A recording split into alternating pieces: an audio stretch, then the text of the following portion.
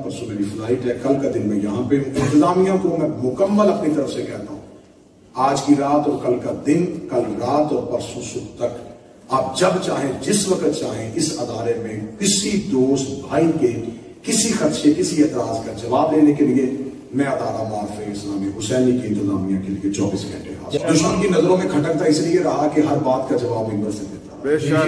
मसले और मसाइल बने में बारगाह इमाम हुसैन में इमाम हुसैन को नहीं चहारदा मासूमीन को गवाह बना के कहता हूं, मैं अपनी एक भी लफ्ज को अगर गलत इस्तेमाल कर रहा हूं, रसूल क़यामत वाले दिन शफात न करें, मौलारी पैरोकारों में से ना उठाएं, मौला हुसैन अज़ादारों में से ना उठाएं, मेरी नस्लों को हुसैन कभी माफ न करे अगर कभी मैंने मजहब की अकीदे और गैरत का सौदा किया। मैं बिल्कुल ऐसा नहीं चाहता कि मैं ऐसी मजलिस पढ़ूं कि आपके ज़हन में हो कि शायद मुझे कुछ भी नहीं पता और मैं रूटीन की मजलिस पढ़ के चला। मैं शिया कौम का हिस्सा हूँ, मैं शिया कौम का माशाअल्लाह से बात, मैं बेखबर खतीब न कभी था न कभी हूँ। मुझे खबर है कि इस अदारे में किस माहौल में मजलिस हो गई। मैंने आपने आपको आपके सामने जब मिंबर पे आते मैं वहां क्यों नहीं बैठा, मैं अक्सर पे मिंबर में आऊँ तो मिंबर पे बैठ के मजलिस पढ़ता हूँ। आज मैं खड़ा हूँ किसी के पढ़ो, मैं आपकी अदालत में खड़ा हूँ। क्या बात है। मैं पूरे मजमे को मौला इमाम हुसैन की इज्जत की कसम बगैर किसी खौफ के बगैर तरद्दुद के मैं इजाजत देता हूं कि मैं आपके सामने खड़ा हूं। आपका कोई एक सवाल मेरे बारे में है, आप उठ के मुझसे पूछें, तुम्हें नहीं होंगे मैं फिर दूंगा।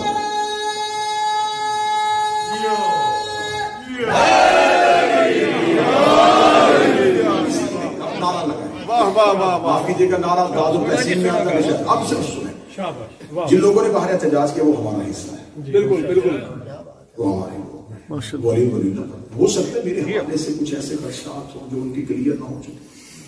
अदारे के मुंतज़मीन बैठे, मैंने बारहा गुजारिश की कि जो अहबाब कोई तहफ़्फ़ुज़ात कोई खदशात रखते हैं मैं हाज़िर। ये भी मैं नहीं कह रहा कि वो मेरे पास चल के आए, मैं उनके पास चल के आता हूं। मैं ये भी नहीं कह रहा कि मैं हर चीज में सही हूं, हो सकता है कि उनकी कोई इस्लाह ऐसी हो जिससे मेरी तस्वीर हो जाए, सुभान अल्लाह, तो मैं अपनी बेहतरी के लिए आने के लिए तैयार हूं। मैं कौम का फर्द हूं, मुझे इज्जत कौम ने दी है, मुझे मिंबर कौम ने दी है। ये एहतराम है कि हम मिंबर पे बैठते हैं और सदा जमीन पे बैठते हैं। ये एहतराम है किस वजह से, जिक्र इमाम हुसैन है। मेरा अकीदा तौहीद न कभी गलत था न कभी है, और मैं उस शख्स को मलाउन समझता हूं जो मौला अमीर अल मोमिनीन की विलायत को छोड़ के अली की अलूहियत का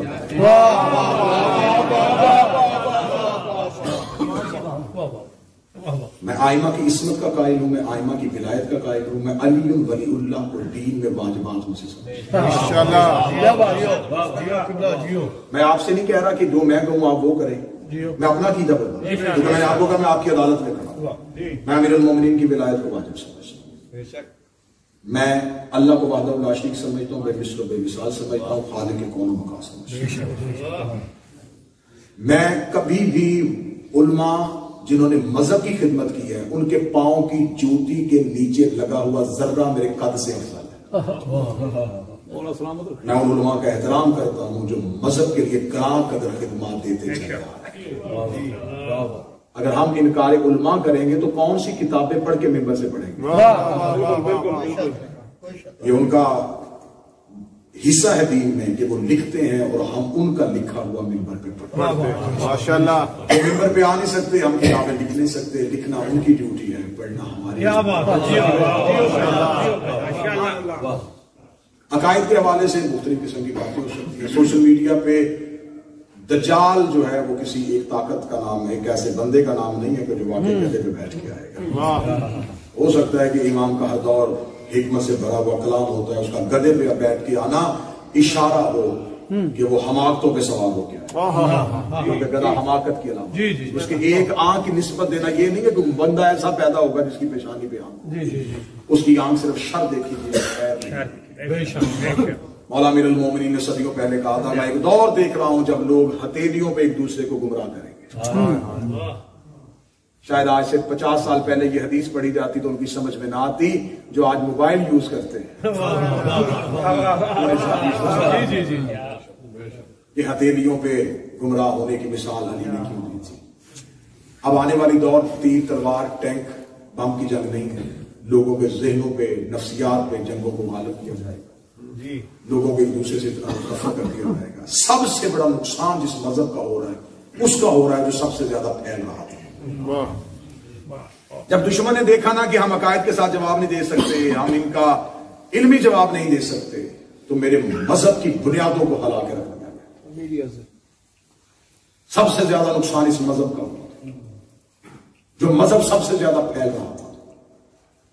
اگر ہم اس دور میں ہیں، یہ ادارہ آل محمد علیہ السلام کی تبلیغات کی خدمت کر رہا ہے، تو اگر میں اس کی حمایت نہیں کر سکتا تو مجھے کوئی حق نہیں ہے اس کی مخالفت کروں،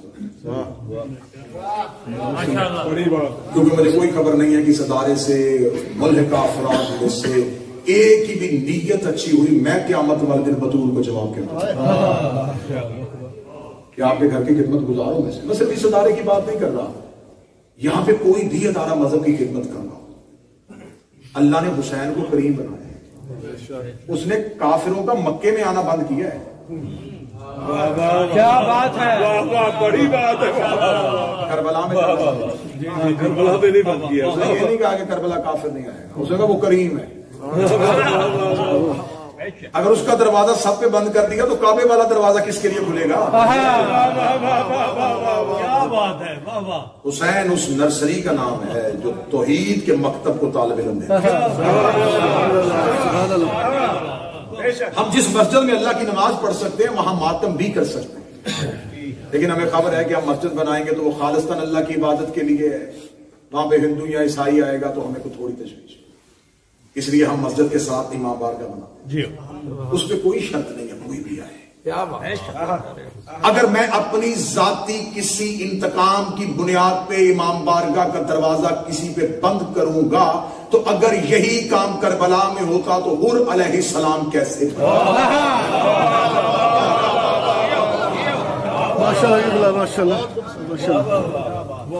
اتنے لوگ ہیں، مجلس ریکارڈ ہو رہی ہے، اس مجلس میں کہہ رہا ہوں ادارہ معارف اسلامی حسینیہ، اس کے ساتھ میرا ایک بڑا گہرا تعلق بہت عرصے سے ہے، میں پچھلے 7-8 سال سے یہاں پر رہ گیا نہیں کہ پاکستان میں کیا مسئلے اور مسائل بنے، میں بارگاہ امام حسین میں امام حسین کو نہیں چہاردہ معصومین کو گواہ بنا کے کہتا ہوں، میں اپنی ایک بھی لفظ کو اگر غلط استعمال کر رہا ہوں، رسول قیامت والے دن شفاعت نہ کریں، مولا علی پیروکاروں میں سے نہ اٹھائیں، مولا حسین عزاداروں میں سے نہ اٹھائیں، میری نسلوں کو حسین کبھی معاف نہ کرے اگر کبھی میں نے مذہب کے عقیدے اور غیرت کا سودا کیا۔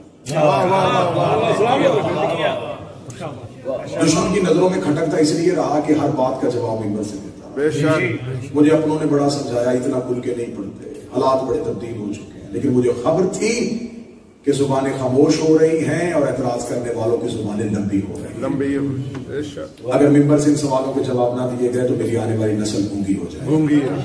پھر سوال یہ ہوتا ہے کہ آپ پھر پاکستان چھوڑ کے کیوں آئے؟ مجھے خبر تھی کہ پاکستان میں مجھے ابھی انصاف نہیں، یہ صرف میری زبان کو ہمیشہ کے لیے بند کرنا چاہتے ہیں۔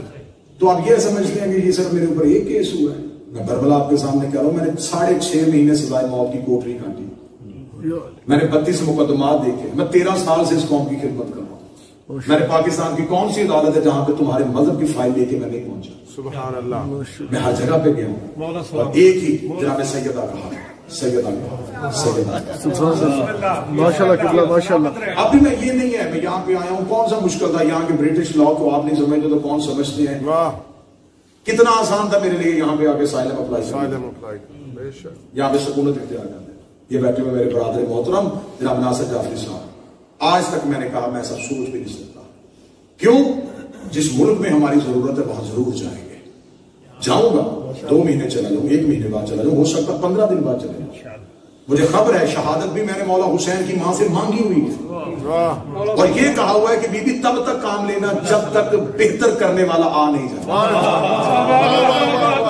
جو کام ہم آج کر رہے ہیں مولا حسین کی قسم کوئی آج آگے کرنا شروع کر دے، ہم اپنی جگہ چھوڑیں۔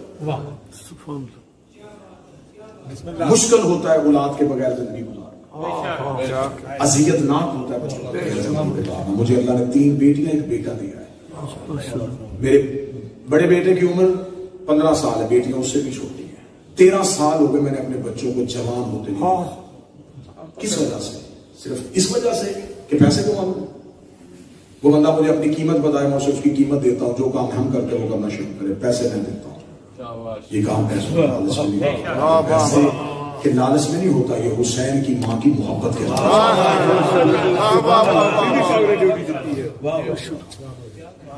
نہیں آنا چاہتا تھا. ہر ممکن کوشش کی کہ پاکستان میں رہ کے مقدمات، جب وہاں کے بیٹھے ہوئے اکابرین نے کہا زمین تنگ کر دی گئی ہے، ایسا ہی آپ تنگ کر دیا جائے گا، تمہیں مار دیا جائے گا، وقتی طور پہ زندگی بچاؤ، جو کام یہاں کر رہے ہو وہ کہیں بھی بیٹھ کے کر سکتے ہو، ہمیں تم سے کام لینا ہے. شام میں پاک سیدہ زینب سلام اللہ علیہا کے حرم میں بیٹھے ہوئے ایک آیت اللہ سے ایک پاکستان کی جیت علمی مذہبی شخصیت نے استخارہ کروایا تو میں نے فلائٹ لی.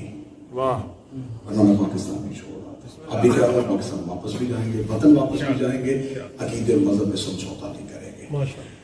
بہت ممکن کوشش کی کہ یمن و عامہ کے ساتھ یہ مجالس ہوں. میں ادارہ معارف اسلامی حسینیہ کے عہدیداران، ان کی ایگزیکٹو کمیٹی، ان کے تمام ممبران کا تہہ دل سے مشکور ہوں کہ انہوں نے بھی بڑی کوشش کی کہ برادران کے اعتراضات دور کیے جا سکے، لیکن اب وہ اعتراضات خدشات نہیں ہو سکے. تو آج اگر یہ مجلس نہ ہوتی تو شاید اس امام بارگاہ کی انتظامیہ کے لیے یہ اچھا میسج نہ ہوتا، قوم حسینی کے لیے اچھا میسج نہیں ہوتا. میں اس ممبر سے کہہ رہا ہوں کہ کل والی مجلس میں پیش کی معذرت خواہ ہوں جب تک آپ کے ہاں امن بحال نہیں ہو جاتا، کیونکہ ہم قوم کو تقسیم نہیں کرنا چاہتے، ایک دیکھنا چاہتے. جب تک امن نہیں ہوگا تب تک آپ کہیں نا کہ ساری زندگی نہیں پڑھوں گا، تو میں ساری زندگی نہیں پڑھوں گا. حسین کی وہاں جان اپنی لے گی، وہاں ہم دیں گے. جہاں آپ سننا چاہیں گے کہ دوسرے بارگاہوں میں پڑھتے ہیں، وہاں آپ ضرور آئیے گا. لیکن جب تک اتحاد نہ ہوگا، امن نہیں ہوگا. میں نہیں چاہتا کہ میں کسی ایسی تحریک کا مہرہ بنوں جہاں سے مذہب کی دیواریں تو ہو جائیں.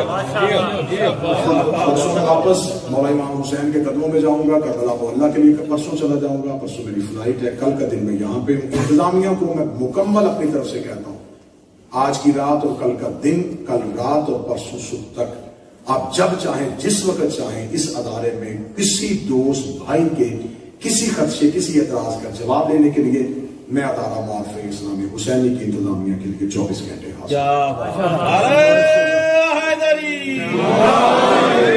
کچھ کہنے کا مقصد نہ اپنے آپ کو کلیئر کرنا تھا، یہ کرنا تھا مذہب مکتب کی سربلندی کے لیے، ملت تشیع کی سربلندی کے لیے. اچھا نہیں کر سکتے تو برا نہ کریں. اس مذہب کی تو دیوار سیدھی نہیں کر سکتے تو بنی دیوار کو نہ کریں. کوشش کریں کہ آپس کے ذاتی اختلافات، نظریات کے ذاتی بہت کچھ ہوتا ہے، مرنا ہے، قبر کی چار کرتے ہیں. اس وقت ایک امام نے سراہنے آ کے بیٹھا، اس نے پوچھنا ہے کہ میں نے ساری زندگی تمہیں جو مانگا دیا، بتا تو نے میرے لیے کیا. کیا کہیں گے، ہم نے بھائی کو بھائی سے لڑایا تھا، ہم نے ابھی ولیلہ پڑھنے والوں میں شیعت میں درمیان میں تفریق کر.